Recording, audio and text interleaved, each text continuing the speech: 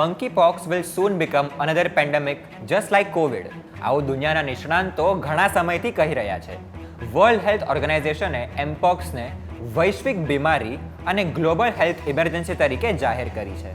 14,000 case અને 524 જેટલા મૃત્યુઆંક સાથે આફ્રિકામાં એમ્પોક્સ ચિંતાનો વિષય બન્યો છે. એમ્પોક્સ મુખ્યત્વે વ્યક્તિ અથવા જાનવરના શારીરિકપણે સંપર્કમાં આવવાથી થતો એક રોગ છે. સખત તાવ આવવો, માથું દુખવું, મણકાનો દુખાવો, લસિકાની ગાંઠોમાં સોજો આ એમ્પોક્સના પ્રાઇમરી સિમ્ટમ્સ છે.